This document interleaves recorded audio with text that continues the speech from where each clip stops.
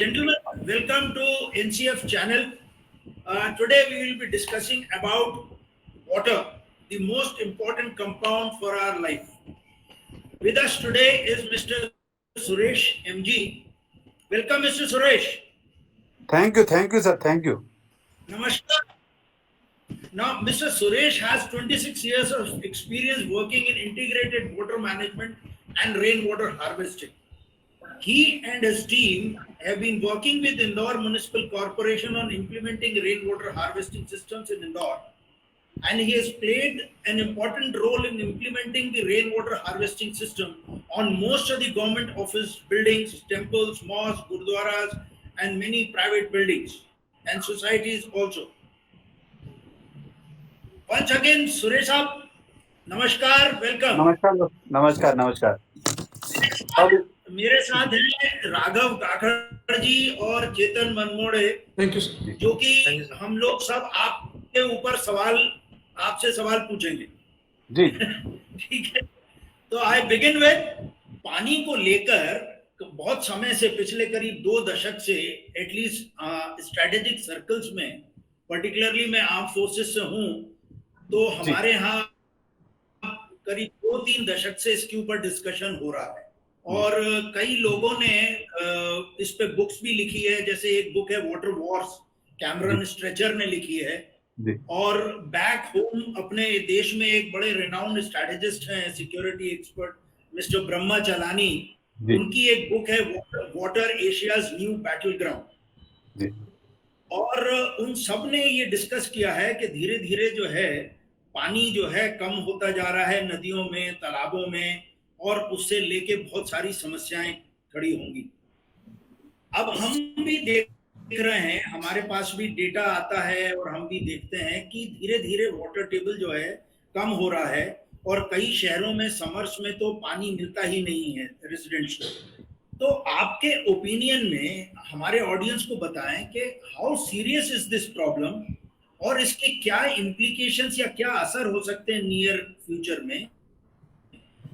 एक तो सबसे पहली बात, प्रॉब्लम एड्रेस नहीं की गई जी, या एक्चुअली एक ग्राउंड वाटर बोर्ड ने पूरे इंडिया का एक सर्वे किया था जिसमें 20 से 25 शहर थे जो कि जिसका ग्राउंड वाटर बहुत तेजी से नीचे जाता जा रहा है।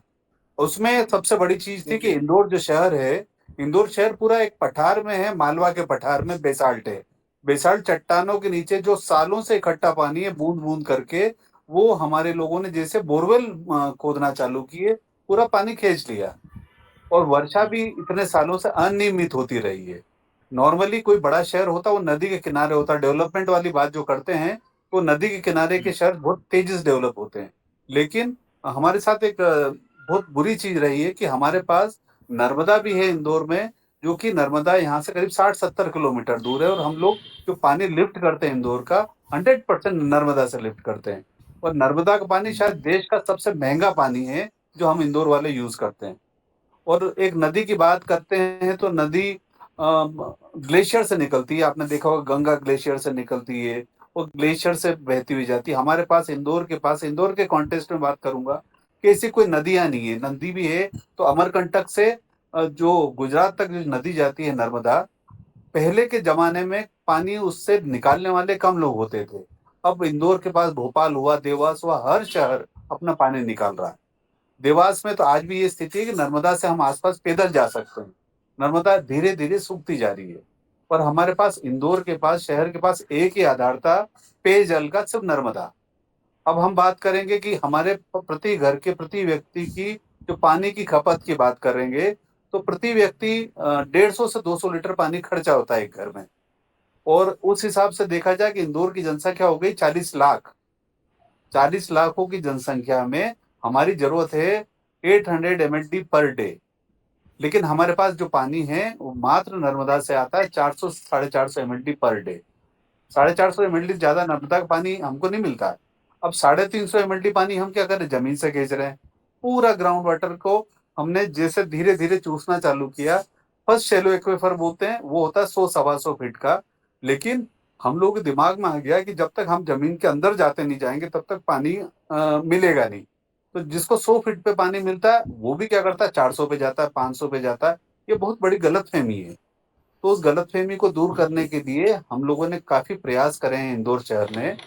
इतने प्रयास करे हैं कि आपको क्या बताएं, हम लोगों ने इंदौर को जो पुरानी नदियां थी, कान नदी बोलते हैं या सरस्वती नदी थी इंदौर में भी, या अब इंदौर के बारे में बात करें, इंदौर जिले में 7.5 नदी निकलती जाना पाव से, हम्म, और 2 नदियां हैं इंदौर शहर में अपनी। लेकिन वो पूरी तरीके से गाद भरने से, गंदगी होने से वो पूरी नदी मर गई। उन नदी को जिंदा करने के लिए इस नदियों का जो कैचमेंट है इंदौर के आसपास के गांव से, बाईपास के इलाकों से, उसको हमने जिंदा करने की कोशिशें चालू कर दी। उसके जो नालों को गहरा किया, उसमें स्ट्रक्चर्स बनाना चालू किए। इंदौर के करीब 30 तालाब थे जो पूरी तरीके से मर गए थे, उसको हम लोगों ने कोशिश करके पूरा उसको डिसिल्टिंग करा, पूरा उसको कचरा साफ किया, और उसको पानी आने की चैनल लगातार बनाने जा रहे हैं। इससे ये हुआ कि इंदौर में इस साल जो बारिश आएगी, हम मानते हैं उसके बाद जो पानी का 800 फीट का जो लेवल है, बमुश्किल से 35-40 इंच की बारिश में हम लोग उसको पूरा कर देंगे। ठीक है ना। इसके अलावा हम लोग इंदौर के लोग ये ओके। कर रहे हैं कि हम लोग 1 लाख घरों को कवर कर रहे हैं रेन वाटर हार्वेस्टिंग के सिस्टम में। 1 लाख घरों को, एक घर जो 1,000 स्क्वायर फीट का घर होता है, वो 1 लाख लीटर पानी अपने छत से सहेज के जमीन पे ले जाता है। पूरे बिल्कुल। हिंदुस्तान में पहला शहर होगा इंदौर जिसने ये किया कि एक अमेंडमेंट लाया, कानून बनाया कि इंदौर के जितने रहवासियों को अपना घर का पानी अपने घर में सहेजना है। होता है ये नॉर्मली, लोग अपना घर बनाते हैं, उस पूरे बारिश के पानी को ड्रेनेज में डाल देते हैं। ड्रेनेज डिजाइन होता है घर के ग्रे वाटर के हिसाब से। एक 4 फीट का एक पाइप रहता है, लेकिन जब जैसे 4 फीट के पाइप में हम लोग पूरा बारिश का पानी, मतलब एक छत पे 1 से 1.5 लाख लीटर पानी आता है एक पूरे बारिश के समय में, वो पूरा हम्म, पानी वो ड्रेनेज में डाल देते हैं या बाहर कर देते हैं। तो हमारी सड़कें भी खराब होती है, शहर खराब होता है। तो जरूरत थी कि इंदौर को अपने पानी को सहेजने की और लोगों की भागीदारी जोड़ने की। अब लोग इतने ज्यादा लेवल पर भागीदार हो गए, हम 4 घरों पे रेन वाटर हार्वेस्टिंग कर चुके हैं अभी इंदौर, जिसमें ओके। कई जगह पिंड बनाया है, कई जगह रेन वाटर हार्वेस्टिंग सिस्टम लगाया। धीरे धीरे प्रयास कर रहे हैं, पहला प्रयास है, लेकिन काफी हद तक उसमें हम लोग कामयाब भी हुए हैं उसमें। ओके। ओके। जी अब ये सुरेश साहब, जैसा आप अभी बता रहे थे कि इतना बड़ा गैप है नर्मदा पानी में और जो हमें सप्लाई होता है और जो जी हमारी डेली रिक्वायरमेंट है, तो जी लोग जो हैं वो धीरे धीरे करके अपने बोरवेल डिग करते करते जो है वो वाटर टेबल सर्टेनली लोअर तो हुआ ही है, होगा। क्योंकि मैं जो पर्सनल एक्सपीरियंस से बता सकता हूँ कि ऑलमोस्ट बहुत सारी कॉलोनीज में जो प्लॉट्स हैं हर किसी के घर में बोरवेल बनाया हुआ है। जी ऐसे बहुत कम घर मिलेंगे आपको जो जिन्होंने पर्सनल प्लॉट्स लेके बने हुए हैं जी उनके घर बोरवेल ना हो। जी अब ये सारी चीजें गवर्नमेंट को भी मालूम होंगी कि सरकारी एजेंसीज को कि भाई ये चीजें चल रही हैं। जी तो what has the government done to improve the, to ensure कि ये वाटर टेबल ऊपर आए। हम हर बार मॉनसून्स पे डिपेंड नहीं कर सकते हैं। जैसा आपने अभी बोला कि इरेगुलर मॉनसून्स हुए हैं, तो तो गवर्नमेंट इस दिशा में क्या कर रही है? देखिए क्योंकि कई मैं जगह। देखता हूं जी चारों तरफ लोग बोरवेल ही खोद रहे होते हैं। हम लोगों ने एक प्रयास किया था इंदौर शहर ने, हम्म, प्रशासन की तरफ से या नगर निगम की तरफ से मैं बात कर रहा हूँ। नगर निगम हम्म, ने ये प्रयास किए थे कि बोरवेल कम से कम हो, लेकिन हम्म, ग्राउंड वाटर बोर्ड की एक, भारत सरकार की एक गाइडलाइन है कि आप अपनी निजी जरूरत के लिए बोरवेल खोद सकते हैं। तब ओके। गवर्नमेंट ऑफ इंडिया की गाइडलाइन आई थी। तब हम ओके। लोगों को ये लगा कि इस गाइडलाइन को हम रोक नहीं सकते हैं, तो हम लोगों को हर घर को अनिवार्य करना होगा रेन वाटर हार्वेस्टिंग सिस्टम लगाने के लिए। हमारा ओ, बोरवेल जो अगर 800 फीट है, अगर हमने उसमें 1 लाख लीटर पानी डाल दिया, तो नेचुरली वो पानी ऊपर आएगा धीरे से। मैं एक हाँ। खंडवा रोड की एक कॉलोनी की बात करता हूँ, मैं भी उसमें रहता हूँ। मेरे यहाँ हम्म, 8 से 10 लाख रुपए एक सीजन में पानी मंगाया जाता था। जहाँ पे अगर 200 घर है तो 200 घर में बोरवेल है, हम्म, 200 घर है तो 200 घर में बोरवेल है। हमने इस साल ये प्रयास किए कि उन 200 घरों को रेन वाटर हार्वेस्टिंग सिस्टम लगा के शहर की एक ऐसी कॉलोनी बना दी जिसमें 100% रेन वाटर हार्वेस्टिंग सिस्टम लगा हुआ है। ओके। ओके। उसका प्रभाव ये हुआ कि कल जैसे 2 इंच बारिश गिरी, तो 2 इंच बारिश में एक घर में 3,000 लीटर के हिसाब से पानी बोरवेल में गया। बोरवेल में चला गया। जैसे बोरवेल में गया तो बोरवेल क्या करते हैं, पूरा सक कर चुके थे नीचे से। हाँ, तो हाँ, बोरवेल का जो सबसे ग्राउंड वाटर का जो नीचे का हिस्सा था, वो पूरा मिट्टी कचरा आ जाता है उसमें। जैसे ये पानी प्रेशर से गया, आज हम्म। एक बारिश में लोगों के बोरवेल खुल चुके हैं। ये स्थिति आ गई है कि जिसके घर में एक बाल्टी हम्म। पानी नहीं आता, तो उसके घर में आज सुबह मैंने देखा पानी आना चालू हो चुका है। हाँ सबको हाँ उसमें ये होगा कि लोगों की भागीदारी जरूरी है। देखिए, सरकार हाँ। प्रशासन ये कुछ भी नहीं कर सकता जब तक आपकी भागीदारी नहीं हो। देखिए नहीं, सबका। लेकिन जब आप ये बोलते हो सुरेश साहब जी कि सरकार ने, सेंट्रल गवर्नमेंट ने खुद ने अलाउ कर दिया जी जी तो के बोरवेल खोद सकते हो, तो फिर आप कैसे इसको मैनेज करो, कैसे इंश्योर करोगे कि एक तरह से तो ये हुआ कि गवर्नमेंट ने आपको ये बोला कि भाई मैं आपको 24/7 पानी नहीं दे जी सकता हूं, अब आप ही खोद लो पानी। जी। ये बिल्कुल सही बोल इसका रहे हैं। मतलब देखिए, नहीं है। बिल्कुल नहीं, ये बिल्कुल सही बोल रहे हैं। देखिए, आप गवर्नमेंट ऑफ इंडिया को चैलेंज नहीं कर सकते हम लोग से यहाँ बैठ के। हम लोग सिर्फ ये हाँ। कर सकते हैं, सिर्फ कोशिश कर सकते हैं उसके सिमिलर कोई अल्टरनेटिव ढूंढ के। ओके। क्योंकि हर आदमी जिसका घर बना हुआ है, वो ये कहता है कि मेरे उपयोग के लिए पानी मेरे पास नहीं, या तो आप दो। आप पानी दो, हम्म। तो आपके पास नर्मदा का पानी, अल्टरनेटिव रिसोर्सेज नहीं है। नहीं है। इसके अलावा हमने ये किया कि इंदौर के 300 कुएं थे, या 300 हम्म। 350 बावड़ियां थी। 650 स्ट्रक्चर जो सालों से बंद पड़े हुए थे, अब 650 स्ट्रक्चर को ठीक करें। कुएं ओके और बावड़ी को, जो पुराने जमाने की कुएं और बावड़ी थी, तो ओके। 350 कुएं बावड़ी जो कि मुश्किल से 20 फीट दिख रहे थे और बंद हो गए थे, आज हम्म। 350 कुएं और बावड़ी में पानी दिख रहा है, सफिशिएंट पानी। ओके अ, ओके। तो उसका मतलब ये हुआ कि जो फर्स्ट एक्वेफर का पानी था, जो 20-30 फीट का, 60 फीट का हम्म। पानी सफिशिएंट था, लेकिन हम लोग पुराने कुएं बावड़ी को भूल चुके थे। हाँ। और ओके दूसरी बड़ी बड़ी कॉलोनीज और बगीचों में पानी जो डलता है, वो ग्रे वाटर डलता है, जो रीयूज वाला पानी डलता है। ओके। हमारे यहाँ जो एसटीपी लगे हैं, एसटीपी से हमने ये किया कि हजारों टैंकरों की व्यवस्था करी कि वो जो बगीचों में जो हमारा ग्राउंड से पानी खींच के करते थे, उसको बंद कराने की कोशिश की। उसके लिए अल्टरनेटिव पानी दिए। जब तक हम लोग अल्टरनेटिव सोर्सेस नहीं देंगे लोगों को, तब तक वो लोग खोदना बंद नहीं करेंगे। बिल्कुल सही बात है। देखने में सुरेश साहब यह आया मेरे पर्सनल एक्सपीरियंस से, जी जी मैं कि जितने भी कॉलोनीज अभी रिसेंटली बनी हैं, सबने पॉल्यूशन कंट्रोल बोर्ड और गवर्नमेंट के जो गाइडलाइंस के हिसाब से सीवरेज ट्रीटमेंट प्लांट बनाया तो है, लेकिन किसी का काम नहीं कर रहा है। वो दिखाने के लिए लगा हुआ है, लेकिन काम नहीं कर रहा है, और वो ट्यूबवेल का, बोरवेल का पानी ही गार्डन्स में यूज कर रहा है। अब ऐसी स्थिति में इशू ये आता है कि क्या कोई लीगल फ्रेमवर्क है ऐसा जिसके तहत हम उनको फोर्स कर पाए कि भाई साहब आप यूज नहीं करोगे, या किसी को रिपोर्ट कर सकता है आदमी के ये देखो ये एसटीपी यूज नहीं कर रहे हैं ये लोग। बिल्कुल है, बिल्कुल है। इसके गवर्नमेंट ऑफ इंडिया की एक गाइडलाइन है। स्टेट गवर्नमेंट ने भी जो अमेंडमेंट करा है कि इंदौर के कानून में, कि एक तो इंदौर में गाड़ी नहीं धो सकते। जो आप गाड़ी धोते हैं ना, जो हाँ प्रेशर से, हाँ। जो सर्विस सेंटर वाले, उन पे भी प्रतिबंध है। और अच्छा, घर उन पे बनाना भी। है, हाँ, उन पे भी प्रतिबंध है। और जो आपका घर बनाना है, घर बनाने को भी लेके आप ग्राउंड वाटर के पानी का यूज नहीं कर सकते हैं। ये नियम है, मैं नियम भी आपको भेजूंगा। सारे नियम है, आप जो जो बोल रहे हैं वो सब नियम है। ओके। लेकिन उसके। लेकिन क्या, उसको इम्प्लीमेंट कराने के लिए लोग नहीं है उतने सिस्टम में। देखिए, सबसे हम्म। बड़ी बात है कि नियम तो सब बनते हैं, लेकिन उसको इम्प्लीमेंट कराने वाले लोग होना चाहिए, जो उस लोग। नियमों को इम्प्लीमेंट कराए। अब जैसे रेन वाटर हार्वेस्टिंग सिस्टम का नियम बना हुआ है, लेकिन उसको इम्प्लीमेंट कराने के लिए कुछ सिस्टम नहीं था। तब हम जैसे हाँ। लोग जिंदा हुए, या हम जैसे लोग मैदान में आए, हम जैसे लोगों को काम करना पड़ा। तो नियम तो हाँ। था, लेकिन उस नियम को इम्प्लीमेंट कराने के लिए बहुत बड़ी ताकत लगती है, बहुत जो बड़ी सिस्टम में ताकत। काम करने के लिए। जैसे नगर निगम, हम लोग बाहर के लोग हैं, नगर निगम को एज ए कंसल्टेंट काम कर रहे हैं, लेकिन उस सिस्टम के साथ काम करना नगर निगम के, सोचिएगा आप, चीफ इंजीनियर को भी हमको बताना पड़ता है। मैं ऑफिशियली बता रहा हूँ कि क्या करना है। ओके। देखिए क्या होता है, वो एक पैटर्न में काम करने का आदी हो गए हैं। एक पैटर्न में काम करने के आदी हो गए हैं, हाँ। उस पैटर्न से इधर उधर नहीं जाते हैं वो लोग, है ना। ओके। लेकिन क्योंकि समाज के कुछ लोगों को आगे आना पड़ेगा, जो कि वॉलंटरी इस चीज में मदद करें। जैसे नियम सब है, अब ग्रे वाटर का यूज हम्म। करना है, एसटीपी का यूज करना है, एसटीपी चालू करना है। देखिए, कोशिश ये हाँ। करें, जैसे आपने मुझे बताया, आपने मुझे वो मैसेज कर दिया कि साहब हमारा एसटीपी यूज नहीं करता, इसको कुछ करें।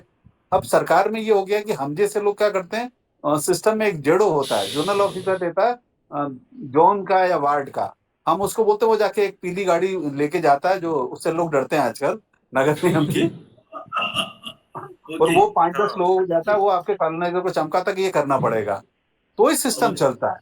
हम लोग क्या वॉलंटरी समझाने से नहीं समझते हैं, वो ही हाँ, सिस्टम चलाता है। तो सुरेश साहब, कोई ऐसी एजेंसी का नंबर तो दे दो जिसको हम कंप्लेंट कर पाए, हमारे ऑडियंस जो हैं वो जी, कंप्लेंट कर पाए कि भाई हमारे यहाँ एसटीपी यूज नहीं हो रहा है। देखिए नगर निगम का एक वो है 109, एक वो है, मैं आपको भेज दूंगा। एक ओके। सिस्टम का सेंटर है उसका, आप ओके। उसमें भी कॉल कर सकते हैं कि हमारे यहाँ का एसटीपी काम नहीं करता है। लेकिन हर चीज हम्म। को परसू करने वाला चाहिए। आजकल ये हो गया सरकार में भी, सिस्टम को फोन हम्म। कर दिया लेकिन वो काम नहीं करता है, वो हिलता नहीं है। वो खिलता नहीं है।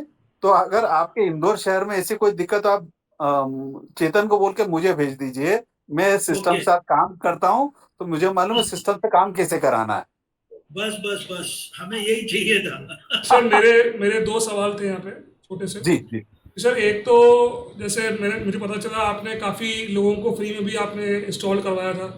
हाँ आज हाँ से एक आध साल पहले, या आप आई डोंट नो आप आज भी आप करवा रहे होंगे या नहीं। हाँ तो इसमें सर, अगर एक नॉर्मल आदमी को, अगर हम किसी की सोसाइटी पे लगा रहे हैं, या हम हाँ किसी को पर्सनल अपने घर में लगाना है, मान हाँ। लीजिए कि उसका 1200 स्क्वायर फीट का घर है, तो उसको पहला क्वेश्चन तो ये है कि उसको एक्सपेंसेस कितना आएगा। और सर, सेकंड मेरा क्वेश्चन ये है कि जो रेन वाटर हार्वेस्टिंग का जो पानी अपने अपना जो रेन से हम आ रहा है अपने पास, वो अपने पास सॉइल में जा रहा है, तो सर उसमें हम ये कैसे इंश्योर कर रहे हैं कि उसकी जो क्वालिटी है वाटर का, मतलब क्वालिटी, प्योरिटी और पीएच लेवल, हम क्या इसको हम देख रहे हैं, या उसको कैसे मैनेज कर रहे हैं सर? देखिए एक और चीज ये करूँ कि जो बारिश का पानी आता है वो 30 टीडीएस का आता है ओके। अच्छा। नॉर्मली। आप अच्छा। जो आपके घर का पानी है वो कम से कम 400 से 500 टीडीएस का होता है। जी। तो सबसे बड़ी चीज ये कि जो बारिश का पानी आता है, हम लोग बोलते हैं कि अपनी छत को साफ रखें, हाँ। छत को साफ जरूर करें। और अच्छा। पहले बारिश के पानी को खुला ड्रेन कर दें, मतलब पहले दूसरे बारिश के पानी को आप ओपन कर दें। फिर जो ओके। पानी आता है उसको सीधे बोरवेल में डालें। अब हमारे यहाँ स्थिति ये है कि जो बोरवेल है वो जैसे 800 फीट है, माना कि 800 फीट या 600 फीट बोरवेल है, हाँ जी। उसमें ऊपर का 30 फीट तक का जो सॉइल वाला पोर्शन रहता है वहाँ केसिंग डलता है, ओके। वहाँ केसिंग डलता ही है। फिर वो अच्छा। जो केसिंग होता है 6 इंच का या 8 इंच का, वो हम लोग जो हार्ड आता है, जो बेसाल्ट पे जाके रोक देते हैं। फिर उसके नीचे हार्ड पूरी चट्टानों के नीचे वो होता है। तो कभी भी ओके। हमारा सॉइल का पोर्शन जो है, सॉइल जो है हमारे बोरिंग पे कभी नहीं जाता है। अच्छा। और जो पानी भी जाता है वो केसिंग के थ्रू होके फिल्टर क्या करता है, पूरे कचरा मटेरियल ये सबको निकाल के बाहर कर देता है, बस ये करता ओके। है। तो लेकिन जो बारिश का पानी रहता है इतना प्योर रहता है कि अब विदेशों में ये स्थिति हो गई है कि ओके। बारिश के पानी को कम से कम 500 रुपए पर बॉटल के हिसाब से यूएसए में बेच रहे हैं ब्रांडिंग करके। ये ओके। स्थिति आ गई है विदेशों में कि इतना प्योर रहता है। आप अच्छा। कभी बारिश के पानी को एक सिंपल सा बोतल में भर के आप टेस्ट कराइएगा, वो 30 हाँ। टीडीएस से ऊपर का नहीं रहता, मिनरल वाटर रहता है वो। जैसा ओके। गंगा का पानी रहता है वैसा हाँ हमारे जी, हाँ जी। बारिश का हमारे पानी रहता है। आरओ का भी टीडीएस 50 तक ही आरओ होता सबसे, इस है। सिस्टम का सबसे बकवास हिस्सा है आरओ। जितनी अच्छा। जल्दी हम लोगों को आरओ निकालेंगे या हमारे पानी के क्वालिटी को ठीक करेंगे वही अच्छा है। क्या होता है ओके। आरओ का पानी, ये होता है कि आरओ मिनरल्स पूरे निकाल देता है, ठीक है ओके। ना। हाँ। आरओ 100, आप लोगों की आदत पड़ गई जिसके घर में आरओ, वो 100 सवा 100 के टीडीएस में पानी पीता है वो। तो एग्जैक्टली। वो पानी में इतनी बुरी कंडीशन होती है हेल्थ के हिसाब से। अच्छा। किसी आप पढ़े लिखे पानी पे काम करने वाले किसी डॉक्टर से पूछे, ये अब हम्म। हमारा फैशन का एक हिस्सा बन गया आरओ, कि हम लोग 100 लीटर बैन पानी। कर दिया ना। जी। अब तो बैन कर दिया, आरओ बैन कर दिया है। नहीं नहीं, नहीं अभी कराते, यूज नहीं यूज तो हो कराते, रहा नहीं। है। तो नहीं, सर, ये बैन किया। नॉर्मली टीडीएस नहीं, का 200-250 तक होना चाहिए, जो हम टीडीएस पीते हैं। 200 से 250 होना ही चाहिए जो हम पानी पीते हैं। अच्छा। देखिए हमारे साथ इसलिए हमने आरओ लगाया कि हमारे सबके घरों के पानी में ड्रेनेज का पानी मिल रहा था।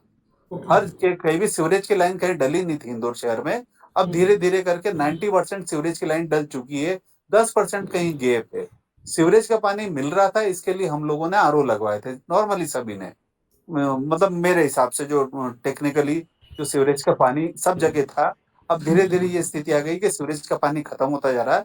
बारिश का पानी जितना सहेजेंगे उतना हम्म। आपके पानी की क्वांटिटी क्वालिटी दोनों प्रूव होगी। आप कहीं भी टेस्ट करा लें, नहीं टेस्ट कराना है, नर्मदा का मूसाखेड़ी में एक ऑफिस है, वहां आप ओके। पहले का और बाद का दोनों पानी लेके जाएं, एक एक बोतल में भर के वो टेस्ट कर देंगे फ्री ऑफ कॉस्ट। वो व्यवस्था ठीक मैं है। करा दूंगा मैं आपकी, ठीक है है ना। सर। ओके। तो आपकी क्वालिटी भी तो ठीक हो ही रही है। हाँ जी। और वो तो टेस्ट भी करा सकते हैं, टेस्ट के बाद में पीएच वैल्यू भी ठीक हो रहा है उसका। हाँ, कॉस्टिंग का रहा सवाल है। एक G+1 जो सिंगल फ्लोर का रहता है, उसमें 7 से 8 हज़ार रुपए लगता है, ओके 7 से 8 हज़ार रुपए लग रहा है। अब अच्छा फ्री ऑफ कॉस्ट वाली देख रहे हैं, हम देख रहे हैं कि जो थोड़े से फाइनेंशियली नहीं कर सकते हैं, ऐसे लोग हैं जी जिनको जी करना है, जो कर नहीं पाते हैं, उनको हम लोग free of cost filter provide करा देते हैं, जिसकी कॉस्ट है 4 हज़ार रुपए। ओके लेकिन हमको लगता है वो उसको सहेज लेगा। कहीं हम्म, फाइनेंशियली जो पैसे वाले करोड़पति भी हमसे बोलते हैं हमको तो फ्री में दो, फ्री की अच्छा अच्छा आदत खराब होती है। हमको भी क्या एग्जैक्टली होता है, हम लोग भी चूंकि एनजीओज हैं, हम जी लोग कोई ना कोई स्पॉन्सर करता है, तो हम चाहते हैं प्रोजेक्ट स्पॉन्सर वाला जो फिल्टर है सही घर में लगे, जो उसको यूज करें। अगर ऐसा कोई हो तो वैल्यू वो भी हम वैल्यू दे कर सकते हैं, हमें एटॉर्नी जी जी उसमें। टोटल 8 हज़ार रुपए करीब कॉस्टिंग आता है, उसमें 4 हज़ार फिल्टर का रहता है, तो 4 हज़ार रुपए करीब लगाएगा तो उसके घर में रेन वाटर हार्वेस्टिंग सिस्टम लग जाएगा वो। जैसा आपने दो दो नदियों पे काम करके उसको रिवाइव करने का काम किया है, तो जैसे जो लोकल जो बरसाती नदी अपन जिसको बोलते हैं, तो उसको एक मतलब आपके जो एक्सपीरियंस है वो हमें बताइए कि एक नदी को समझने के लिए क्या क्या मतलब छोटे से छोटे लेवल से कहाँ से काम करना पड़ता है, तब जाके एक नदी में गर्मी में भी, बरसाती नदी में गर्मी में भी पानी रहता है। देखिए, एक चोरल नदी आपने लोगों ने सुना होगा, चोरल सूखती नदी जो बाई में चलती है। हम लोगों जी ने 10-12 साल काम किया उसमें। 12 साल जो काम किया उसमें ये क्या, उसका कैचमेंट को ट्रीट किया। हर नदी को जिंदा करने के लिए, पानी बचाने के लिए उसका रिज एरिया जो होता है, जो उसका ऊपरी एरिया जहाँ से उसका फ्लो चालू होता है, वहीं पे हमको उसके स्ट्रीम्स ढूंढ के उसमें ट्रीटमेंट करना पड़ता है। कुछ स्ट्रक्चर ऐसे बनाने पड़ते हैं सॉइल कंजर्वेशन के या वाटर हार्वेस्टिंग के, तो वो बन पाता है।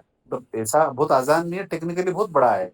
तो हमने कान नदी और सरस्वती नदी के कैचमेंट पे काम चालू किया इस साल, जहाँ पे हम लोग 5 बड़े स्टॉप डैम बना रहे हैं, और पूरे सॉइल कंजर्वेशन के जितने स्ट्रक्चर्स हो सकते हैं वो सब बना रहे हैं।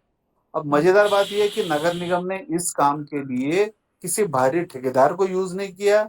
इंदौर नगर निगम ने कईयों की दुकानदारी भी बंद हुई उसमें, मेरे चक्कर में ये भी हुआ है।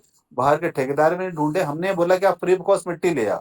बिलावली के आसपास भी ये बोला हमने, लिम्बोदी एक बहुत बड़ा तालाब है, हमने बोला हम पैसा नहीं देंगे, आप फ्री ऑफ कॉस्ट मिट्टी ले आओ। तो बहुत सारे डंपर वाले हैं वो मिट्टी ले आने लगे। होता ये कि हमारी बहुत बड़ी गलतफहमी कि मिट्टी, काली मिट्टी जाएगी तो आपका तालाब खत्म हो जाएगा, ऐसा नहीं है। हमारा ग्राउंड वाटर जब तक रहेगा, जब तक उसके कैचमेंट को ट्रीट नहीं करेंगे, और कैचमेंट कान नदी का या राला मंडल के आसपास की पहाड़ियां हैं।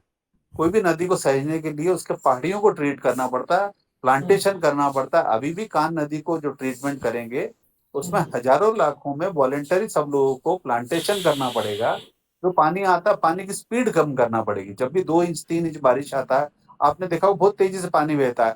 प्लांटेशन होगा या कुछ ऐसे स्ट्रक्चर्स रहेंगे जो पानी की स्पीड धीरे करेगा, तो पानी का कंजर्वेशन सही तरीके से हो पाता है। करना हमें सिर्फ यही है, कोई रॉकेट साइंस नहीं है वाटर कंजर्वेशन का। मैं कोई बेसिकली इंजीनियर नहीं हूँ, लेकिन मैंने काम करते करते इतने सालों में यही सीखा है।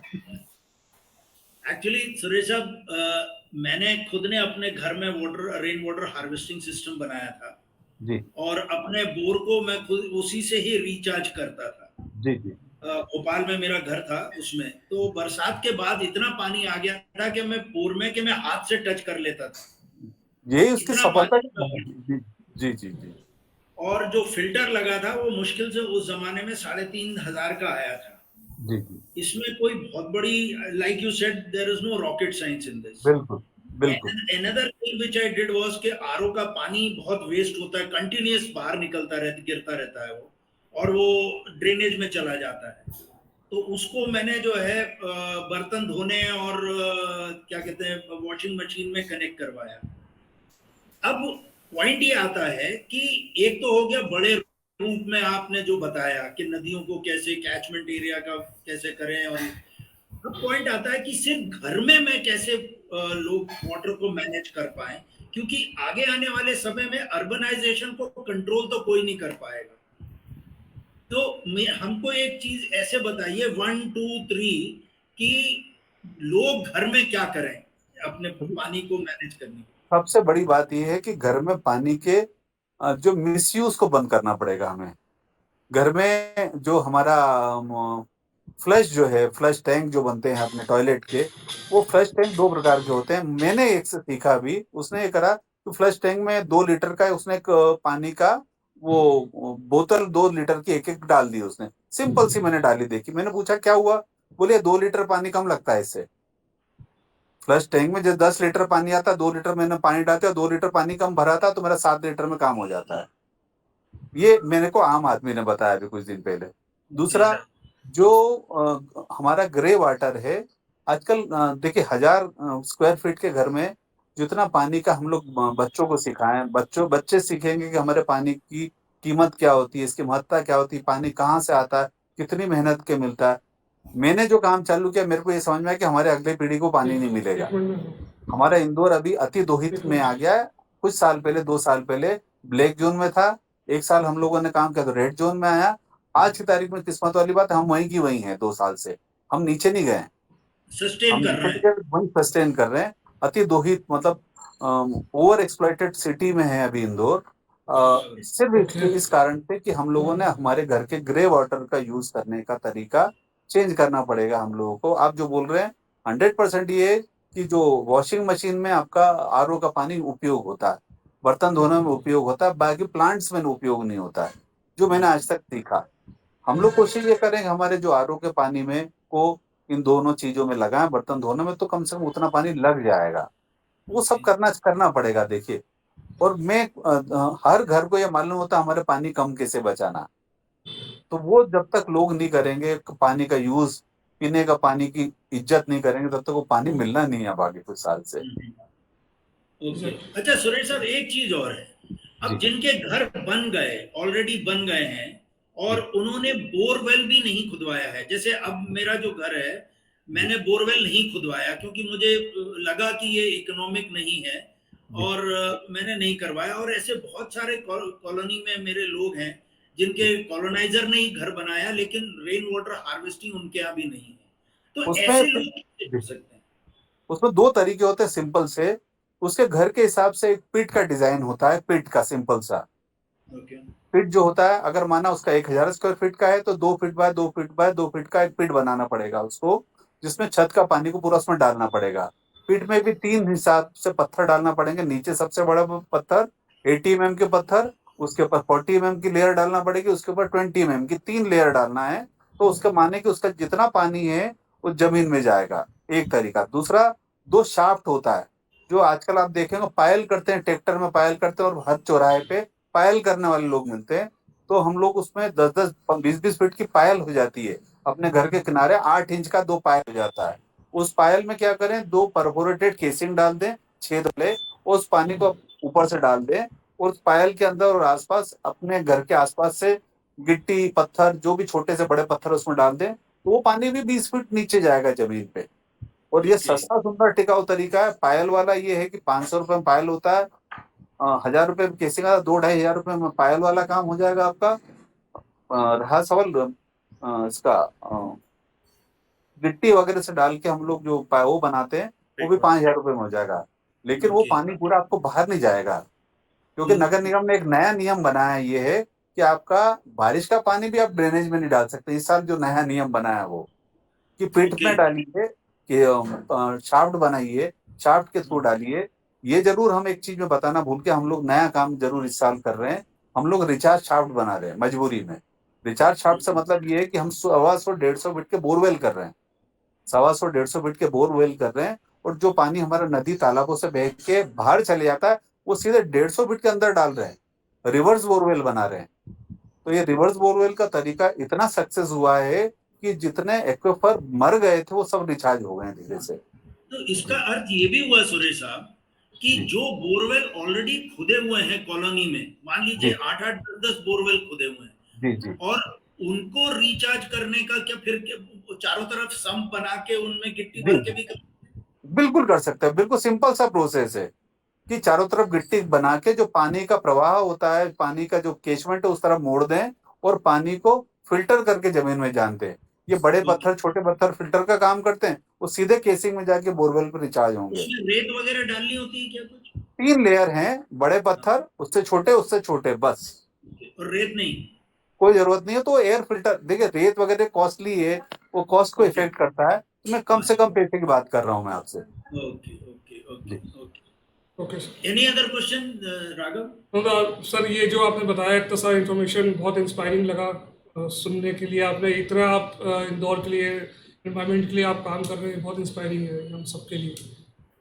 और बाकी अभी जैसा आपने बताया कि जो अभी जो काम चल रहा है वो नगर निगम बहुत जो भी डंपर से या खुदाई का काम जो भी, पर जो आपने जो बताया कि अब रेनी सीजन आने वाला है, अब पेड़ लगाने का जो वॉलेंटरी लोगों को काम करना रहेगा, इसके लिए हम भी कोशिश करेंगे कि हम भी लोगों को मोटिवेट करें, और बाकी हम भी जो योगदान दे सकते हैं उसके लिए, या अपन कैंपेन कुछ कर सकते हैं तो उसके ये लिए। देखिए, नगर निगम को एक बार धक्का लगा कि हमने आगे कर दिया। हम्म, ये नगर निगम का काम नहीं, हमारे समाज का काम है। ये समझने की जरूरत है। ये पब्लिक इतने साल होने के बाद भी मैं ये कह रहा हूँ, अभी भी पब्लिक नहीं समझ रही है, समाज नहीं समझ रहा कि उसको दिक्कतें क्या है। आज से अगर 200 साल पहले की बात करें तो अहिल्या देवी थी, उन्होंने समाज के लिए काम किया, इतने सारे तालाब बनवाए। हम लोग जो थोड़े पढ़े लिखे लोग उस तालाब को सहेज नहीं पाए। आप समझिएगा, हम लोग किस पे हमने डिपेंड खराब होते कर हैं। दिया। नहीं नहीं, हमने खराब कर दिए, फिर भी हम ये कहते हैं कि सरकार की क्या जवाबदारी। हम ये समझने को तैयार नहीं कि हमारी क्या जवाबदारी है। या देखिए, कचरा प्रबंधन भी जो हुआ, ये नगर निगम ने या सरकार ने डंडा दे दे के कचरा प्रबंधन कराया, हम लोगों ने नहीं किया। नहीं हम किया। 2 या 3 साल बाद सुधरे हैं। तो पानी का प्रबंधन भी जब तक हम लोग खुद नहीं करेंगे तब तक संभव ही नहीं है। संभव नहीं। सही। संभव ही नहीं है। तो सोसाइटी को आगे आना पड़ेगा। अगर आप लोग 10 प्लांट्स लगाते हैं तो हमारे जैसे 100 लोगों को इकट्ठा करना पड़ेगा जो 10 प्लांट लगाए। अगर ये प्लांट लगते हैं तो आप सोचिए कार्बन के क्रेडिट के लिए कितना बड़ा यूज होगा। कि या अब जो पानी के बाद अगला सब्जेक्ट हो रहा है कार्बन क्रेडिट का हो रहा है, ये सबसे बड़ा मतलब बहुत बड़ा वर्ल्ड वाइड इशू होने वाला है कार्बन का, कि हमारे पास कार्बन खत्म हो गए। तो जब या तक हम लोग इसको ठीक नहीं करेंगे, पानी को पेड़ को, ये 2 चीज तो करना पड़ेगी, सोसाइटी को आगे आके करना पड़ेगी, है ना। कि हम जैसे एक आध लोग कर रहे हैं काम, 2-4 लोग कर रहे हैं, अब 2-4 लोगों के बाद उसको संभालेगा कौन, हम लोगों को नहीं, लगता है। अभी सुरेश साहब आपको बहुत फोन कॉल करवाऊंगा मैं, जिनके एसटीपी काम नहीं कर रहे। हाँ बिल्कुल बिल्कुल, आप मेरे को मैसेज करा दें, मैं उसको हाँ, ठीक करा दूंगा। आप खाली मेरे को मैसेज करा दें, बिल्कुल फोन बिल्कुल फोन से बिल्कुल। ज्यादा मुझे व्हाट्सअप करा दें, मैं उसको हाँ। आगे। मेरे को अभी कम से कम 2-3 महीने तो ये मेरी सुनेंगे, मुझे लगता है ये लोग। थैंक यू सुरेश साहब, जी थैंक जी, you. Thank you thank you thank वो यू। बहुत एनलाइटन हुए, और लोगों में जोश भी आएगा कि पानी के लिए काम करना, उसको मैनेज, कंजर्वेशन एक चीज है और प्रिवेंशन, वो वेस्टेज को रोकना भी एक चीज है। इसीलिए वाटर मैनेजमेंट की बात करते हैं हम। Thank you very much Suresh साहब, thank you thank you thank very you thank you thank you thank much. You so much. Thank you नमस्कार। Thank you.